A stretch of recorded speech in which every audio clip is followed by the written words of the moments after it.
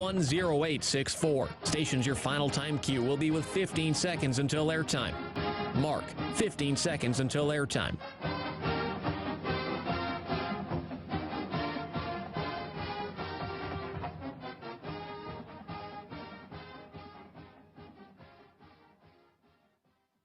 The following is a presentation of Learfield. Welcome to Duck Insider. Our whole athletic department, there's a level of expectations of success. Throw, catch, touchdown, Oregon. He can run and slam. He's back out for a three. Left wing is good. Deep to right field at the warning track. See ya. Really excited that we get to rep our Ducks and hopefully come back to Eugene with some championships. At the buzzer. We have so many teams that are excelling right now, and it's really fun to be a part of. Give it to me, baby. My house. I'm taking it there. Huge win for Oregon.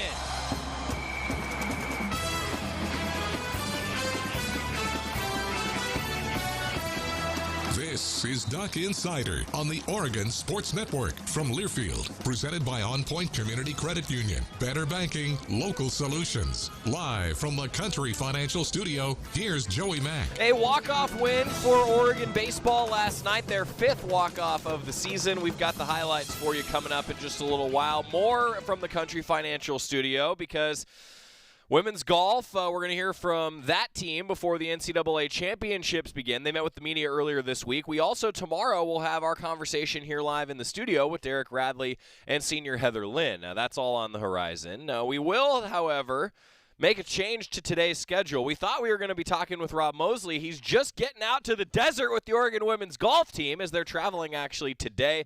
So we won't chat with Rob because, well, he's not here. And I didn't know if Zoom would work on his phone from the golf course. So we'll find out what's going on when Rob writes about it on GoDucks.com. We're going to hear from Mark Wazakowski, Josh Casavich, Jacob Walsh, Christian Schifatelli following that huge win for the Ducks over Gonzaga. They moved up in the RPI a little bit. Weekend series against Arizona, a lot going on at PK Park. The Ducks' birthday party is on Saturday, senior day. More details coming. And Bark in the Park is on Friday. GoDucks.com/barkinthepark. I hope to hear a lot of barking and howling over the course of our entire broadcast on Friday. 6 o'clock first pitch on Thursday, 4 o'clock on Friday, and noon on Saturday, the final regular season series for Oregon baseball.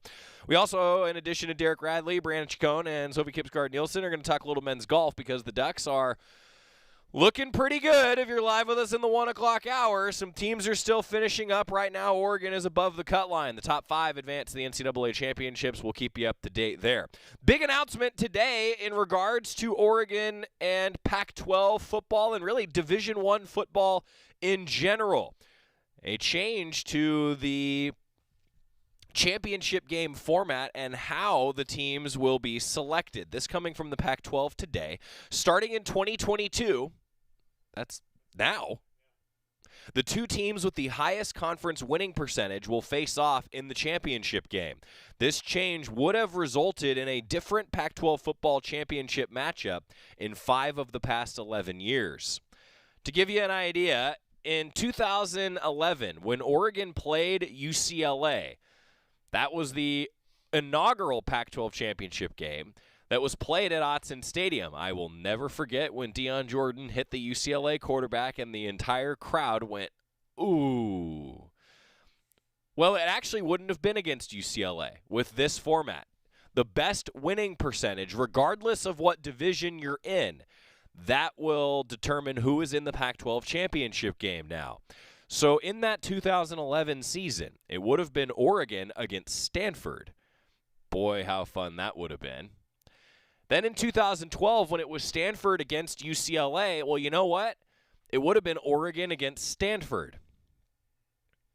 In 2013, it was Stanford ASU, no change there. In 2014, it was Oregon against Arizona, no change there. Those were the two teams with the best winning percentage.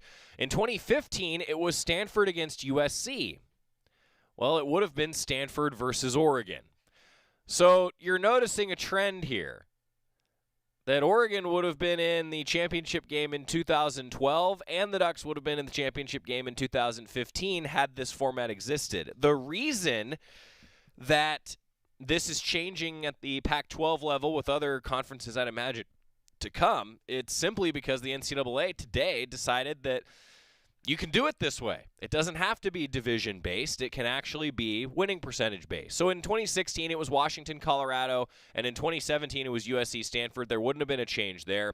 In 2018, oddly enough, it would have been an Apple Cup for the championship. Washington would have faced Washington State instead of facing Utah.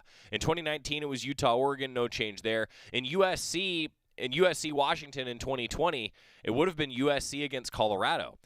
First time that we would have seen two teams from the South, actually, in the Pac-12 championship game. It would have been in 2020. We would have seen a lot of North versus North early on, especially during the heyday of Oregon, Stanford, and that rivalry here about 10 years ago. And then last year, of course, Oregon, Utah, there would have been no change. So does this help Oregon? Yeah, I think it does, because now you don't necessarily have a team that loses a few games in the South, end up in the championship game, and then a team like Oregon doesn't get in despite having like a 10-2 record overall or something like that. And maybe they lost 2 games in Pac-12 play. I don't know. I do think that it helps Oregon. Historically, it would have helped Oregon. It would have given the Ducks another couple shots at a Pac-12 championship. That's coming today. Measure was passed with unanimous support from the league's head football coaches, athletic directors, and board of directors. The current Pac-12 conference football schedule, based upon 2 divisions, will remain in place for the 2022 season. Scheduling scenarios for seasons beyond 2022 will continue to be reviewed. So the divisions may go away, and that's okay. I think it's okay. The commissioner said, quote, "Our goal is to place our 2 best teams in our Pac-12 football championship game, which we believe will provide our conference with the best opportunity to optimize CFP invitations, college football playoff, and ultimately win national championships." That's Pac-12 Commissioner George Kliavkoff. Today's decision is an important step towards that goal and immediately increases both fan interest in and the media value of our football championship game. The NCAA Division I Council approved today the deregulation of the current rule that had limited an individual conference's autonomy to determine their football championship game participants. Based on a motion brought by the Pac-12 and unanimously supported by all FBS conferences, the NCAA's Football Oversight Committee previously recommended this deregulation to the Division I Council. So there's a little bit of the housekeeping for you. Pac-12 wanted this, Pac-12 got it. And the Ducks would have had 2 other shots at Pac-12 championships had this rule been in place, or this format really been in place over the last, few years. So there you go. Just some football news for you here on May 18th. And also of note, the Division I Council today is meeting, and if you're live with us in the 1 o'clock hour, the determination is being made where the scholarship limit in an individual class is going to be removed for the next couple seasons. What that means is that instead of being limited to 25 scholarships in one given class and also being limited to your total scholarship amount, you could, for example, have 40 players on scholarship in one class. And I think this is an idea that came about because of the transfer portal. If you have a bunch of student athletes leave, it opens up some scholarships. Well, now you can have other scholarships given in that given class. Makes sense to me. So basically the year doesn't matter as much. Now it's all about the total number of scholarships that are on your football roster. That's the latest for football here on just a ho-hum of a Wednesday, huh? So anyway, let's talk a little bit about baseball now. So football, if you have any questions, let me know. I like the change, personally. I'm a huge fan, and if you missed it yesterday, 12:30 kickoff for Oregon and Georgia Pacific time on ABC. We've got a kickoff time for that opener, and it can't get here soon enough. So last night, baseball against Gonzaga. It was a matchup of number 32 in the RPI versus number 24 in the RPI. Ducks 32, Zags at number 24. Zags are jockeying for a regional host site. Right now, a lot of the projections have Gonzaga hosting, and actually, Oregon has the 2 seed in Spokane, which would be interesting because the Ducks have gone 2-0 against the Zags this year. And I think that if you're Mark Wasikowski, you're saying back the pack, right? And I think that going to Spokane sounds like a pretty nice regional trip for Oregon baseball if I could decide and the tournament started today. Based on the results, though, I thought that yesterday's game, that the Ducks ultimately won 5-4, was a great example of two college baseball teams that are both really good playing each other. It felt like playoff baseball last night.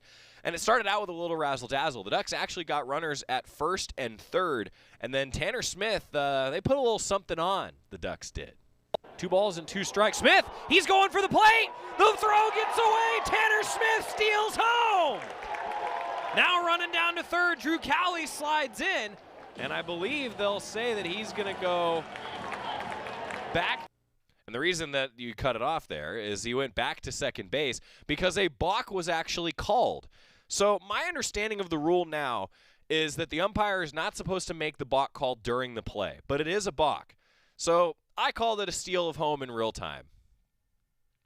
In my book, it's staying as a steal. In the Joey Mack scorebook, it's a steal of home for Tanner Smith, but it's actually a balk that results in the run scoring. And that's why Drew Cowley going to third, he was tagged out, but actually he had to stop at second base because it was a balk call. So that's the official ruling. Baseball's a weird game, and the Ducks put a little something on, and they scored. And the irony of all this is all this confusion, and we were having a discussion in the broadcast booth and in the press box of how do you score it, what do you do? You'd love to give Tanner Smith a stolen base because, I mean, he stole home. Like, that's a awesome play. Well, the very next pitch, Josh Casavich hit a 2-run home run. Josh Casavich swings and hammers one. In the air to left. Back at the wall, at the track. Over the fence. Home run for Josh Casavich. 3-0 Oregon in the first. Casavich had to go back to first base. He made sure he stepped on that bag. Now touches home, and Oregon's got an early 3-run lead. Now that was on a 2-2 count. You don't know, does the same pitch get thrown if Tanner Smith doesn't steal home? Maybe not, but either way, Josh Casavich hammered it out of here. Great play from Josh Casavich. His 7th home run. He's been swinging a really hot bat lately. And you heard me pause because it bounced off the top of the fence. I was pretty sure it was a home run. But then when Josh Casavich stopped and went back to first base, I was like, oh no, did they not call this a home run? And then they did, and so Josh Casavich just happened to miss first base. Then he went back and stepped on first, went around. So the Ducks had an early 3-0 lead. And then, honestly, the Zags got one back after it stayed 3-1 for an off, and then it stayed 3-1 for an awful while. They got one back in the top of the second. Some great pitching performances by both sides. I thought both teams really settled in on the mound. And the Ducks then retired, unfortunately, 12 times straight. Not what you want to see when you're trying to make a run at an extended lead, but the Ducks were retired 12 straight times. They got a walk in the 5th to break it up. Zags hit a 3-run homer in the 8th to take the lead. Now, during this entire back-and-forth affair, we got Alex Stimson back on the broadcast. Alex was great. It was great to have him back on. We brought him over from the director's chair at Matthew Knight Arena, directing the live stream. We got him on the headset again. It was fun talking to him, and a shout-out again, if you weren't with us for the broadcast, to all of the Quack Video crew all season long. It was our last Quack Video broadcast of the year. They're often here in the studio helping us out on Duck Insider, but they're always around. Anything that you see on a scoreboard, on a video board, anything that you see on our live streams that are Oregon-produced, which are the most fun broadcasts for us to do. We love when TV's in town. It certainly increases the reach. We know that. But doing the hometown broadcast is something that we really love doing at the University of Oregon because, well, you get to have stuff like this. Like, it's an Oregon-produced broadcast, and you get a schmuck like me who's losing his mind wearing green and yellow lenses. So, selfishly, we're fans of this. And Quack Video, man, they do a great job. So they had I wanted to make sure that on our last Quack Video broadcast of the year, because this weekend's games are on Pac-12 Network, that we really shouted out the crew that makes all of this possible. They're the backbone of the production that we do. And unfortunately, it was like, man, we're having a great time. Ducks score early. The pitching's been great. Then that 3-run home run gets hit, and it's like, oh, man, it's 4-3. The Ducks actually stranded 2 runners in scoring position in the 8th inning. So to the 9th we go. Josh Casavich, base hit, hits it to the left side. Barehanded play attempt by the third baseman, can't make it. Casavich is aboard. Tyler Gannis pinch hits, lays down a nice sacrifice bunt, got thrown out only by about a step or a half step. Then Sam Nowitzki, a veteran, he comes off the bench, works a walk, veteran at bat from Sam Nowitzki. There's runners at first and second. Josh Casavich, the tying run in scoring position with 1 out in the 9th. William Riley pinch runs for Sam Nowitzki. So you got the winning run at first base with 1 out. Jacob Walsh is at the dish, a guy who worked 2 walks and then hit a home run in the game on Sunday. Mark Wasikowski on the Toyota coaches corner was like, that's how you know Jacob Walsh is swinging a good bat. The plate discipline was on display. Well, Ducks, you can never count these guys out. About half their wins this year come from behind wins. Their 5th walk-off of the season. Down in the count, got to protect the plate with 2 on. Walsh hits the 1-2, down the line, fair ball! Around and in to score! Ball game is tied! Ball game is won! Casavich scores! Riley scores behind him! Walsh walks it off! 5-4 Ducks! What a major win in the course of this season. And wow, that's one we're going to look back on a couple years from now. That was fun. That was a lot of fun. Awesome stuff. Oregon comes back, gets the win. I did get a question. Somebody on Twitter was asking me about Brennan Malone because he was a little hobbled after the celebration. I haven't asked, to be honest. I think he's probably okay. Just might have tumbled a bit during a celebration. But that was awesome to see. And Jacob Walsh, man. So that was the 16th double of the year for Jacob Walsh. Ties Tyler Baumgartner and Danny Pulfer for the 6th most in a single season at Oregon. He's chasing his teammate Tanner Smith's record for doubles that he set last year. Needs about 8 more. So we'll see if Jacob Walsh, but man, if he got hot down the stretch, boy, what a difference it could mean for the Ducks. So their 32nd win of the year, 5th in walk-off fashion. As a result of that win yesterday, the Ducks go up to number 27 in the RPI. That's a big-time jump. Really big-time jump for the Ducks. You love to see it. So Oregon feeling really good after that victory. Really good after that victory. Now Gonzaga, with the loss, they moved down to number 31 in the latest RPI. That's a big win, though. Josh Casavich finished with his 20th multi-hit game of the season and the 44th of his career. He also registered his 11th multi-RBI game of the season and the 28th of his career. He seems to get them in bunches, Josh Casavich does. And Drew Cowley went 2 for 4, 17th multi-hit game of the year in just 32 games played. Yeah, so more than half of the games that he's played, he's had multiple hits. That's Drew Cowley for you. And then Tanner Smith, 24th multi-hit game of the season. 3rd most in Oregon history in a single season. His 62nd career multi-hit game, and he's just 4 shy of Gabe Matthews for the school record. Tanner Smith rewriting the record book here down the stretch. So it's a big win for the Ducks. We're going to hear from Mark Wasikowski when we come back, talking Oregon baseball on the Oregon Sports Network from Learfield. Summer starts here at your local Toyota dealer. Come in for huge savings on great Toyotas, like the adventurous RAV4, the sleek Venza, and the Ruby Highlander. For more information, visit Toyota.com. Toyota, let's go places. After 2 years of construction, my wife and I finally moved into our dream home. So when a bathtub fixture broke, causing major water damage, I was glad we had the home insurance protection we needed. How do you know your home is protected? Talk to a Country Financial rep like me, Nick Simon. We can help you understand your options and select coverages to meet your needs. Then if something happens to your home, you won't have any surprises. Need the right coverage for your home but not sure where to start? Visit TakeSimpleSteps.com or contact a local Country representative. Summer starts here at your local Toyota dealer. Come in for huge savings on great Toyotas, like the adventurous RAV4, the sleek Venza, and the Ruby Highlander. For more information, visit Toyota.com. Toyota, let's go places. Your daily dose of Oregon athletics. This is Duck Insider from Learfield. Hey, so what's a great way to spread awareness that driving high is illegal everywhere? A catchy song, of course. You can run, but you can't drive high. You can run, but you can't drive high. Friendly reminder, don't drive high. If you feel different, you drive different. Brought to you by NHTSA and the Ad Council. Jill, why don't you tell the class what you did this weekend? Well, my dad and I went in search of some magical minnows and found a zillion of them in the stream from our lookout rock. Then my sister and I escaped from an evil slug king and went back to my super twig fort for safety. Then we told stories till it got dark, and the Big Dipper led us all the way home. Where were you, Jill? We went to the forest. It's not that far away. Ask your parents to take you and your friends to the forest this week. It's closer than you think. Check out discovertheforest.org. Brought to you by the U.S. Forest Service and the Ad Council.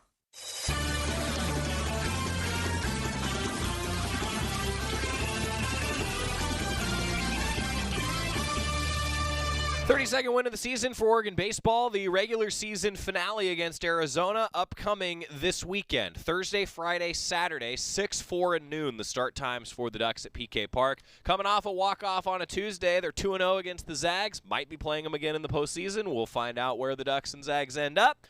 Either way, Mark Wasikowski, I think he was pretty happy postgame. So you guys go silent for most of the game other than the first and the ninth inning. Just your thoughts on the comeback win today? Yeah, I mean, there was this good stretch where, the Gonzaga pitching was really, really tough, and our guys, they were getting us out. We weren't able to square up balls and stuff like that. And we started getting a little bit going. We had a chance there in the 8th inning. I think it was the 8th inning where we had second and third and 2 outs and a real opportunity with Drew up. And I think, the Gonzaga pitching stepped up. They're a good program. And so that's going to happen when you're playing against good pitching, is you're going to go quiet from time to time, and that's what we saw. What do you think it says about Jacob Walsh that he goes through some struggles, and now late in the season, just a freshman, it seems like he's come out on the other side of those struggles in many ways? Yeah, he had a good weekend this past weekend in Arizona.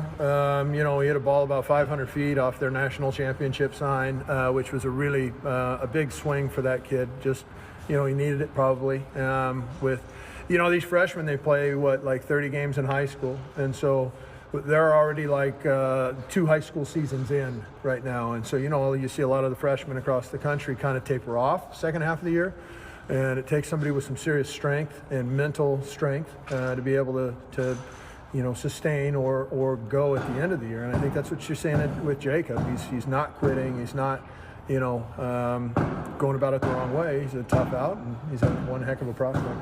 Have you seen him do anything kind of unique to him to try to break through that freshman wall and pick it up towards the end of the season? No, they don't know what the freshman wall is. Until they live it and experience it, they don't understand what that is, and so no. Do you think moving him down to the 8-hole has affected his approach at all?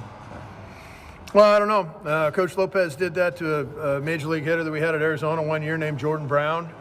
He was a big leaguer, and I think he won the Pac-12 batting title back. I don't know what year he played for us at Arizona, but he was a stud. And he batted Jordan Brown at 8th going into Omaha against Arkansas. He hit 2 home runs against the great Arkansas team to get us a win in Omaha, and he got him going. And so, I don't know. It just, you do what you got to do to be able to try to shake things up and get guys comfortable. And, when you're the opponent and you're looking at Jacob Walsh hitting in the 8-hole, that's not a very comfortable thing. There was the one mistake by Dallas in the 8th, but other than that, it was another good game of the bullpen. A couple walks here. You guys only had 4 total walks against Arizona State. Is this kind of turning a corner a little bit for this pitching staff who have struggled with walks this season? I don't know about that. I mean, we're trying to do it with mentality and pitching guys in an order where, you see the strongest mentality or a mentality about what, you want it to look like. And Schifatelli is a guy that's starting these games because he just wants it so bad. And he brings the right mentality to the field every single day. He's a lunch pail guy. And so I think people just feed off of Christian and have fed off of Christian. And I think he's been one of the reasons why, even though he's not pitching 6 or 7 innings at a stint, I think he's one of the biggest reasons why you see a mentality on the mound that's a little bit different. I would give Schiff a lot of that credit. What has Tanner Smith's energy as a base runner meant to this team over the last, 5 games? I think he's stolen a base in each of those 5. Yeah, I don't know. I wasn't aware of that. He's just a good ball player, and he plays the game hard, and I think he's got the record for runs in the program, so he knows how to get to the plate. That's all that matters for Tanner. The decision to start Schifatelli today, was that more of where today's his bullpen day, or is this out of a necessity where you guys felt like that was your best opportunity to win? No, he was going to throw a pen, and so why not throw a pen in the game? And he wanted to, throw an inning, so we gave him an inning to start the game. Might as well, if he was going to throw a bullpen and he wanted to start the game, great. Let's put a guy out there with that kind of makeup to start the game, and Yeah, he was all over it. He wanted to stay in the game forever. And, we took him out. We took Coach Angier fought him to take the ball out of his hands. So. Tanner stealing home, was that all on him, or was there something on?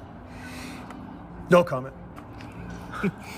Yeah, you guys have a 3-game series against Arizona coming up, and with Schifatelli, who started on Friday, is that going to be the same situation upcoming with the Thursday start? Oh man, I don't know. We just got, I don't think things through down the road. We're going one game at a time, and we're trying to win one game in a row as many times as we can win one game in a row. I don't know if we can win. What do we got now? I don't know if we can win 3 in a row, but I know that we can win one game in a row 3 times. One game in a row 3 times. Boy, that made me think. When he said that and I heard that last night, I just went, huh. All right, Waz, I'm with you. When we come back, we're going to hear from some of the student athletes. A walk-off win for the Ducks getting ready for Arizona.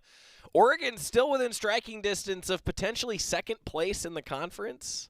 They would need some help. Can finish anywhere from 2nd through 6th. Meaningful baseball, the last regular season weekend. Back after this, the Oregon Sports Network from Learfield. Money isn't interested in the fact that you dream of going to Greece, and it doesn't pace at night wondering how you'll pay for braces 3 times. The point is, money without people is just money. Only people can use it to run the family ranch, buy their first house, or adopt a happy old dog. To us, the powerful thing about money isn't money at all. It's helping you harness the power of yours. On Point. People are the point. Federally insured by NCAA. Equal housing opportunity. As my family continued to grow, I realized I'd have to replace my beloved Jeep with something that has, well, more seats. I'm Jason Hines, Country Financial Rep and father of 7. Whether you're upgrading from your sporty ride with no room for a car seat or finally replacing your well-loved beater that still has a cassette player, you'll want the right protection for your new car. Work with a Country Financial Rep like me and get the protection you need at a price you can afford. Learn more at TakeSimpleSteps.com or contact a local Country representative. You're listening to Duck Insider on the Oregon Sports Network from Learfield. If a natural disaster comes knocking, how prepared is your family? You can't just close the door on earthquakes, floods, or hurricanes and hope they go away. That's why it's important to make a plan now. Ready.gov/plan has the tools and tips you need to prepare your family for an emergency. So if disaster shows up at your doorstep, you'll be ready. Visit ready.gov/plan and make a plan today. Brought to you by FEMA and the Ad Council. Hey, son, how are you feeling? I'm fine, Pops. What's on your mind? I can't explain it. Navigating without a compass, eyes waiting, started to wonder. Metamorphosis, the loss of who you thought you was. When your kid can't find the language, help them find the lyrics. Listen to the Sound It Out album and get tips and tools to start a conversation at sounditouttogether.org. Brought to you by Ad Council and Pivotal Ventures.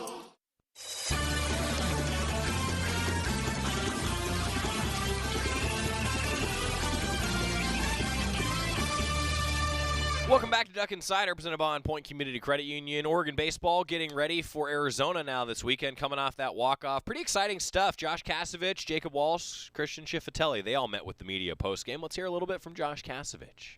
Another home run for you. What's been clicking, particularly with the power stuff recently? Staying consistent, I guess, with the work that we're doing.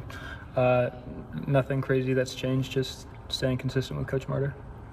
That was the very next pitch after Tanner Smith, he technically balked, but basically stole home. Mm-hmm. How difficult was it to lock back into a crazy situation like that? Yeah, well, I don't think we've done that successfully since I've been here or attempted it once. So for that to work out, it was awesome. And you kind of just feel the energy. So that next pitch kind of just go for me. Was there something on there, or did Tanner go on his own? Do you know? We had a play on. Is this as locked in as you've felt this year, the last couple weeks or so? Stretches here and there, but I feel pretty locked in right now. Is there anything to peaking at the right time? Is that something that you talk about the rest of the team? It's something that we talk about as a team who wants to get hot at the end of the year. And we've been talking about that all year long, so I think it's clicking for a lot of guys on our team. How do you think you guys have adjusted since that team meeting between the Tuesday, Wednesday UCSD series? I think it's night and day. vibes around the clubhouse are better, playing together, playing for each other. I think that was huge for us. What was the feeling like to see Walsh rip that down the right field line and walk off? It was awesome, just seeing him stay with his at-bats, and he stuck to his approach and put a really good swing on a changeup, which was what his plan was going in. So it was great to see that, and great for him to get that success. You feel good to run out there with the team and mob him and everything? Yeah, that's the best feeling. That's why you play. Who's like the most violent during those mob situations? Good Jack Scanlon or Isaac Aon. Interesting. For Walsh, I mean, how have you seen him work through kind of that freshman wall that every freshman hits at some point? Yeah, he's just a really good worker. He likes to get his reps in and stay consistent. So watching him kind of work through his struggles has been awesome, and you can see him grow as a player and as a person too. Really loved hearing that from Josh Casavich. I think that's some leadership from the Oregon shortstop, talking about the freshman Jacob Walsh, who, hey, he was fun to talk with postgame, wasn't he? Jacob Walsh, the Oregon freshman, after that walk-off double, 16th double of the year, one of the best freshman hitters in the country. Even though his average has dropped here recently, he's still hitting the ball pretty darn hard. He met with the media last night. What kind of Gatorade was it? Yellow. Oh. Yeah. Take us through the ninth. What was that moment like for you? It was good. Teammates put me in a good spot to be able to come through and, score them. So, yeah. You just trying to get to a fastball there? It was a changeup. Yeah, I was looking for one of those and I got it. You hit that homer back at ASU. It's been a little while since you'd homered. Did it feel good to kind of get that off your chest? Yeah. It's I don't know. Do you know how long it was? It was a few 500. Games. Oh yeah, it was a couple. A couple weekends, but yeah, it felt good. Felt good. You kind of just bring us through what the last couple of weeks have been like for you, and like trying to fight forward after kind of slumping for a little bit and getting that home run and hitting well against Arizona State, and then tonight, and what that means to you. It means a lot. Just we try to, even when we're out of the game, try to do our best to, help the guys on the field. So it's baseball. It's there are ups and downs. So we just, try to stay focused, and when opportunity comes, make the best of it. Has it been any different hitting out of the 8-hole? Not really. I mean, the Pac does such a good job of scouting reports and all that everyone pretty much knows, everyone. Right. How do you think you've been pitched differently in the past month, 6 weeks or so? Well, like I said, the Pac does a good job of, scouting reports and all that, and I think they saw some stuff in my swing, and I've been working hard to get it fixed. So yeah, it's pretty much just throwing different stuff at me, and then keeping me off balance, and been working to get back into it. What does that work look like? Do you work with some of the veterans on this team who have been through the grind of the Pac before, with Coach Martyr, stuff like that? Yeah, everyone's great at, I can go ask anyone on the team about anything with swing stuff, and they'll give me a good answer. And I've been working with Martyr as well, talking to him about what's going on. So yeah. Is that the ball you hit? Game ball? Or? I think maybe. I'm pretty sure. Yes. Yeah. We'll go with it. Yeah. I mean, for you guys to walk off the number 11 team in the nation, just how huge is that? Coming down to your last home series of the year. Any walk-off feels great. Any win feels good. We kind of try to go about games all the same. Like, no game means more than anything else. So, walk-off always feels great. Was your last walk-off before this? Did we walk off Cal? I don't remember. What about you personally? Me? Yeah. Oh, me? Yeah, sorry. Shoot, I don't know. It's been a long time. Probably high school, yeah. What'd that feel like coming off the bat? It was good. It's a good feeling. Great. What were you thinking when those guys were chasing you down? I was running right into them. It was, I remember Malone saying when he had his walk-off, he was scared of the mob coming after him. Was it kind of a similar thing? I was, no, not really. I was trying to go meet him in the middle and celebrate with the guys. Yeah. You guys have obviously such a huge series coming up with Arizona, and I guess what's kind of the mentality of the team right now? I know it's only been a few minutes since you walked it off, but you guys feeling pretty good going into this? Yeah, you know, like I said, we try to go about every game the same. No game means more than any other game, so you know, the guys, we've been feeling good lately, and we're gonna try to keep it up in these last 3 games. Who's the first person you call after a walk-off win like that, your first in college? Mom or dad, haven't decided. Probably whoever called me first. Yeah.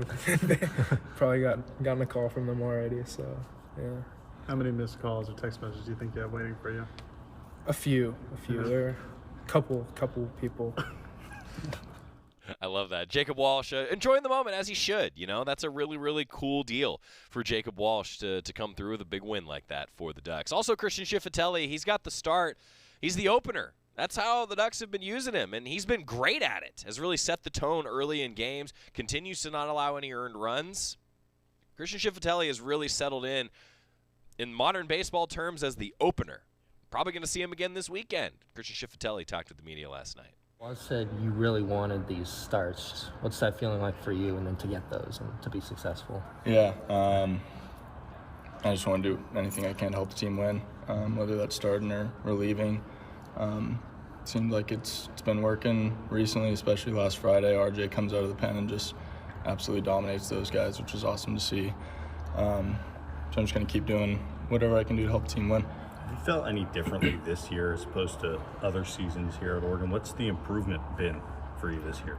Yeah, I mean, it's no secret. I've been the most success in the past year. Struggled with them, you know, whether it's command issues or whatnot. But I think some mechanical adjustments, some mental adjustments, just gain that confidence back and really just playing for my guys and enjoying the time that I have here is the biggest thing. Just being able to be with these guys every day is a blessing. So those mental adjustments, I mean, just from the naked eye, it seems like you're super fired up, super competitive on the hill. Is that part of it, just getting yourself in that state every single time you get out there? I think so, yeah. That's always been kind of how I pitch when I have my most success. So being able to get myself to that level, you know, whether it's a 1-run game or a 10-run game, I just want to be at my best. And seems like that's when I am. What was that conversation like for you when either Waz or Angier mentioned that you were starting on Friday? You were being the Friday night starter for the first time. I was in the airport, just got a breakfast sandwich, and he said, "Hey, you're gonna start tomorrow." I said, "Sweet, sounds good." Then I ate my sandwich. All right. Yeah. We gotta know what the sandwich was. Oh, it was sweet. It was a bagel with egg, cheese, bacon. It was awesome. There we go. Yeah, it's great. I mean, how much pride do you take in being that Friday night guy? It's definitely awesome. Being able to start on Fridays is obviously everyone's dream. Whether I'm going 3 innings, just opening for someone to come in and throw after me, or going 5, it's all the same. Or throwing out of the pen, so it really doesn't matter to me where I get in. Just any way I can help the team, and luckily it was cool to be able to do that on Friday. You talked about the mechanical adjustments you've made too. Is there anything, without giving too much away, that you can share that's been really helpful this season? A big thing that I did starting last year, I just shortened up my arm. I used to have a really long arm action. It just wasn't as consistent as I needed it to be. So shortening that up and working on that through summer ball and throughout the fall, that's been the biggest thing. How long did it take to feel comfortable with that? It took a while. I think I started it in the middle of season last year, and really started feeling comfortable middle of the fall, maybe. So took a little bit, but got there. I think for your last 2 starts, including today, that those are 2 huge potential momentum shifters in the season, really. Yeah. Coming off UCSD and seeing how the program would react after that series. Just what does that mean to you that you've gotten the ball both those times and performed well? It's an honor, honestly. Being able to pitch for this team, play with these guys, play for these coaches. Every game past couple weeks, it's been a must win. They all matter, and I think if we keep doing what we're doing, we're gonna make a good push and get hot at the right time. What was the feeling like when you saw Walsh rip that down the right field line and you guys got to run out? And Oh, I just started yelling and ran out there, hopped over the fence, threw my water bottle down. It was awesome. It was sweet, especially after Walsh. You know, we were talking about didn't have his best day at the plate or whatever. He really wanted that at bat, and he did everything right. It was awesome. Kid's a stud. Cool stuff from Christian Schifatelli, hearing a little bit about his journey towards success this year. He's got the lowest earned run average on the team right now. Successful year for Christian Schifatelli. Changed his arm action a little bit, and now he's finding some success. That's our cool story. When we come back, after Oregon baseball got it done, we're going to talk a little bit about the women's golf team getting it done. Oregon women's golf heading to Scottsdale. By the way, it's where Oregon baseball is going to be next week. Maybe you get to see both. We'll find out on the Oregon Sports Network from Learfield. At Shadow Hills Country Club, our all-inclusive event pricing allows us to take care of all of the details while you enjoy your event. Our wedding garden, expansive grounds, ballroom, and meeting rooms can accommodate any size event and come complete with full catering and service staff. From weddings to business and social events, Shadow Hills offers the benefits of a resort atmosphere and the peace of a country setting just minutes from downtown Eugene. For more details, call us today or go to shadowhillsevents.com. From the weight room to the classroom, on the field and off it, On Point proudly supports University of Oregon athletics because student athletes do so much more than bring us pride on game day. They bring our entire community together in Eugene and all across Oregon. So whether you're watching the game in the stadium, at home, or at your favorite local business, their success makes all of us stronger. On Point Community Credit Union. Join in. OnPointCU.com. Federally insured by NCAA. Equal housing opportunity. This is Duck Insider, presented by On Point Community Credit Union on the Oregon Sports Network from Learfield. Hey, Dad, how do airplanes fly? What's in this box? Is this tree good for climbing? How are babies made? What does this thing do? Kids are curious about everything, including guns. Talking to them about gun safety in your home is a good first step, but you can do more. Always keep your guns locked, unloaded, and stored separately from ammunition. Safe gun storage saves lives. Learn how to make your home safer at endfamilyfire.org. That's endfamilyfire.org. Brought to you by End Family Fire, Brady, and the Ad Council. Adopt US Kids presents What to Expect When You're Expecting a Teenager. Learning the lingo. Jelly. Jelly adjective. Jelly is a shorter, better way to say jealous. As in, Chloe, I am like so jelly of your unicorn phone case. You don't have to speak teen to be a perfect parent. Thousands of teens in foster care will love you just the same. Visit adoptuskids.org. Brought to you by the U.S. Department of Health and Human Services, Adopt US Kids, and the Ad Council.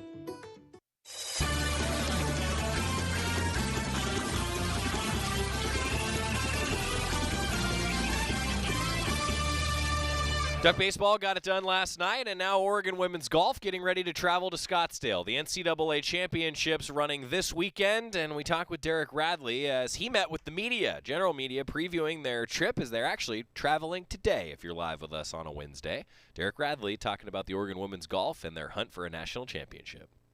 So, Coach, obviously a lot of firsts this year, most tournament wins, first regional. Just wondering if when you took the job you expected to kind of have the program at this point so quickly. That was the goal, you know, that was the dream. I think when we stepped in 4 years ago, there's so much success across all the sports here at the University of Oregon. So we knew it could be done. Extremely proud of where this program is at, and can't wait to see where it is moving forward. How much has last year's NCAA championship experience kind of fueled this group? Kind of, you know, the highs and lows maybe of that. Yeah, last year, you know, that was the first time that any of our five really have played in the national championship. And so missing that match play by just 2 shots last year and that top 8 to advance, I think definitely stuck with them, and it was a huge learning curve. And so you can see them just really utilize that right from the get-go this season. And so I'm really excited. The goal all year is to get in that top 8. And so I'm excited for them to have that opportunity. How much more confidence do you guys have having had such great postseason success? Yeah, we're 2 for 2. So we're going to see if we can complete the trifecta. A lot of confidence right now. And I think, you know, as a coach, you want them peaking at the right time. and we feel like we're peaking at the right time. So can't wait to see what we can do at Greyhawk. And it feels like you had different people having success at Pac-12s, other people having success at the regionals. You know, what does that do to kind of show that, you know, team-wide, that anybody can be the person on any given day? You know, to have as strong of players as we do from 1 to 5 is everything. I looked today, the rankings. Cynthia Liu is at 12th in the country, all the way down to Brianna Chacon, who just had a huge win at regionals. She's now ranked number 32 in the country, and we're all in between. So I don't know if there's anybody else in the country that has that strong of 5 and that depth. We're going to utilize that going forward. But that's the thing as we talk about them. Whose week is it? Who's up next? And so to see Brianna do that at regional when it was, she hasn't had, I would say, played up to her potential this year was huge. And so she's really feeling confident along with the rest of the 5, and I can't wait to see what we can do. Peaking at the right time for That's her. right, peaking at the right time. Were there particular elements of her game that clicked? Did you feel like you saw that coming? Yeah, Brianna worked really hard with her swing coach, Greg Castleman. And so Greg has been her swing instructor ever since she was 12 years old. And they did a lot of work really before she came. She hasn't really felt confident with where her ball flight was, I would say, kind of into the fall and into the early part of this spring season. So she worked really hard. And we noticed some things, and just confidence really was the biggest factor. We, in New Mexico, it was really windy. And so, you know, you either have an option as a golfer to hit a 3/4 shot or a full hard swing through the wind. And every time she had that option, she chose to take the left club and swing with confidence.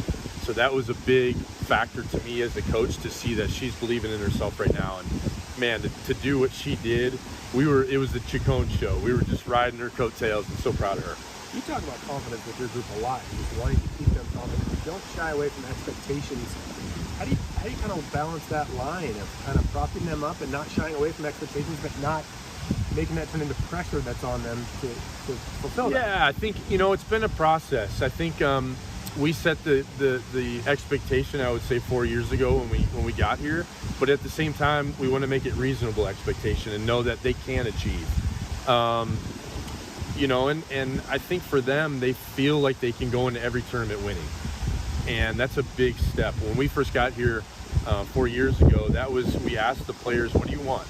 And they said, we want to show up to the tournament and feel like we can win. And to now show up and feel like that we can win each and every week is huge. And I'm so proud of this program to put it right up there with the top, especially in golf and women's golf. And it's something I'm extremely proud of. So you're working to get to this, but still to say that winning the NCAA championships is a reasonable expectation, yeah, and not heaping too much pressure, that's also, I mean, there's probably some people who be like, well, that's wild. Yeah, it's for sure, and it's a challenge, you know, but I think we're up for it. The thing that we really try to do with our team is keep them in the moment and not let them get too far ahead. So if we maximize each and every shot, lean on Coach Monica's experience, lean on my experience, and I think they trust us and they trust each other. So I think that puts them at ease, that they can hopefully be right there at the end to bring home the title. I was just about to ask, Coach Mo, she's not too far removed from her playing days at ASU. What has her value, her leadership, her experience been able to do to help the girls in these situations? Yeah, it's everything. Coach Mo, when she was in college, she played for her team. That's really what drove her. And we have to find, you know, what drives each and every individual on our team, and that's what drove her. So that's a huge part of it, especially as you get into postseason. And I think one of my favorite things is if you go Google search Monica Vaughn, there's a picture that pops up with her celebrating. And when you see that picture, it looks like it was her winning the national championship. It's not. It's when one of her teammates won her home tournament and beat her by a couple her senior year. And we use that as motivation for our team, that if you cheer for your teammates that much, you'll have a lot of success in the postseason. Because Coach Mo knew that her team was going to go on and do something special that year. So it was pretty cool. If you Google search Monica Vaughn, it pops up.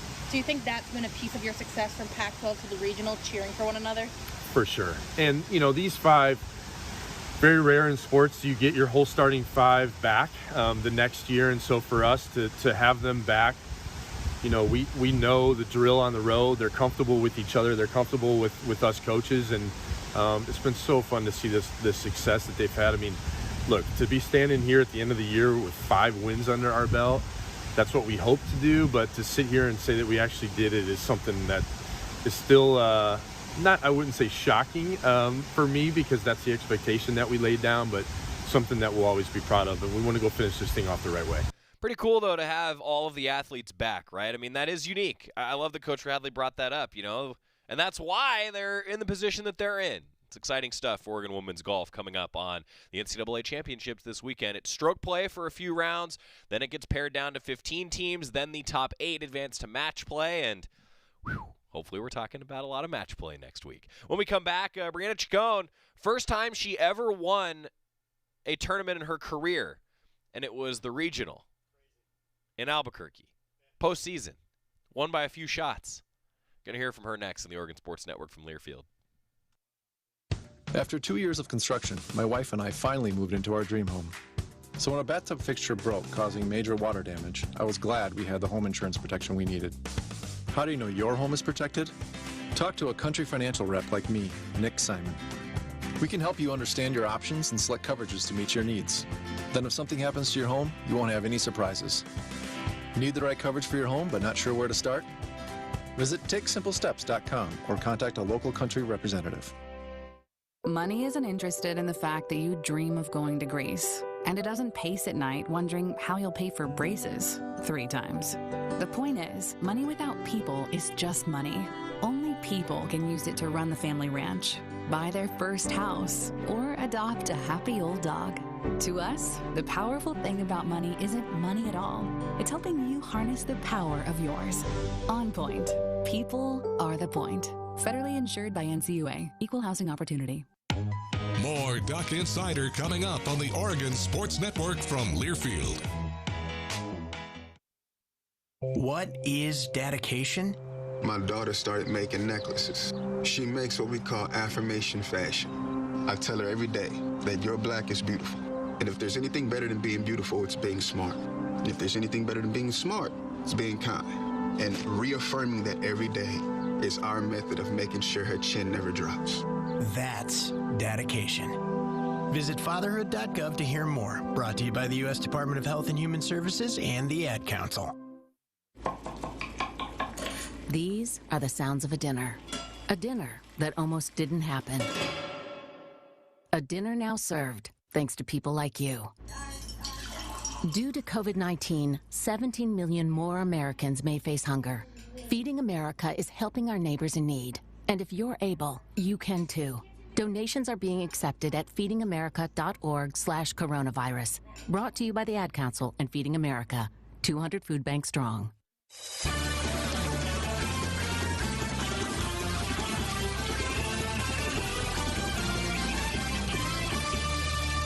Welcome back to Duck Insider, presented by On Point Community Credit Union. Joey Mack in the Country Financial Studio. Oregon baseball with a nice win in walk-off fashion last night. Heard from those guys and getting ready for the matchup with Arizona that begins tomorrow. Wildcats traveling in today, 6 o'clock, the first pitch. Elsewhere for Oregon women's golf, they're traveling to Arizona today, Wednesday.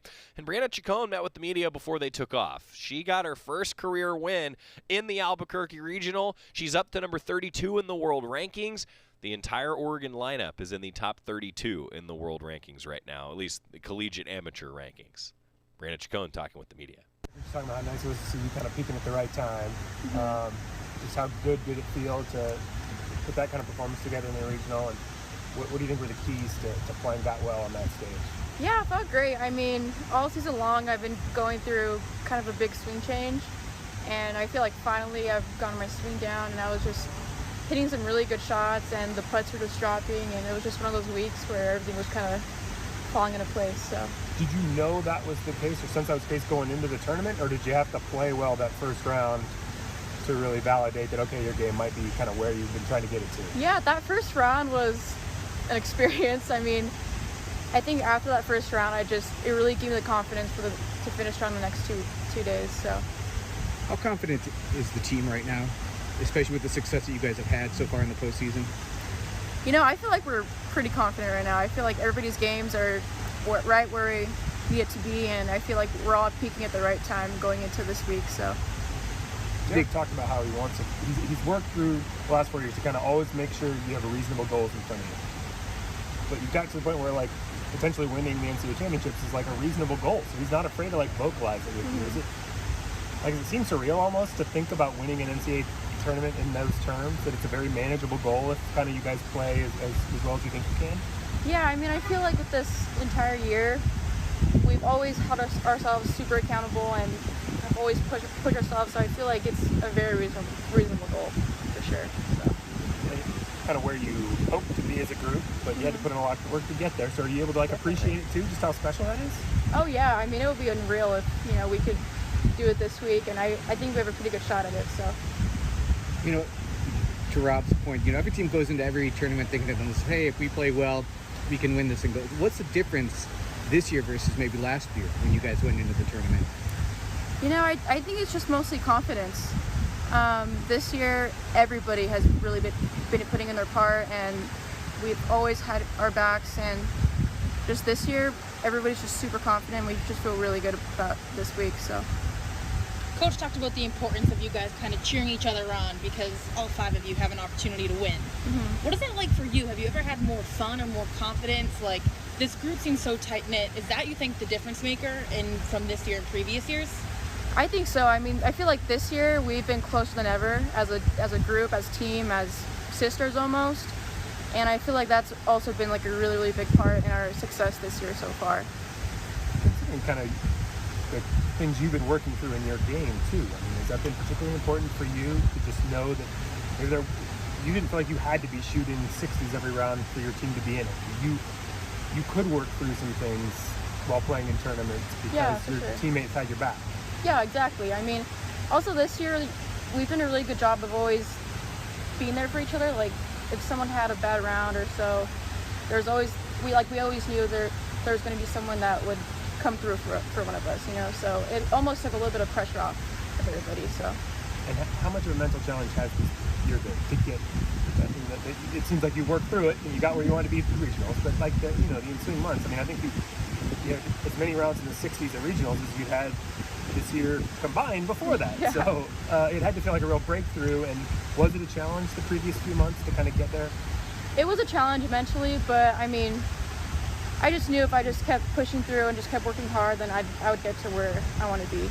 So that was awesome hearing from Brianna Chacon. And hey, golf's a tough sport, like a lot of sports, but I feel like golf is so tough because you're playing yourself, you're playing the course, and there's just such a mental aspect to it.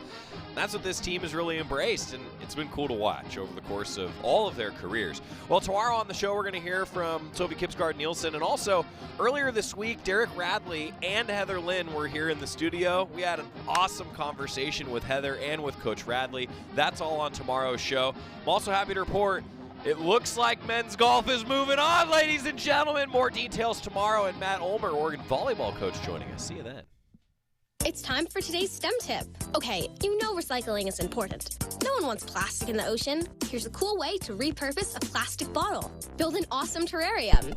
Cut a large plastic bottle in half and fill the base with sand, pebbles, potting soil, and your favorite plant. I chose an African violet. Put the top of the bottle over your base and place it in the sun. Your plant will grow sealed in its own ecosystem. Fun, right? Learn more at She Can STEM.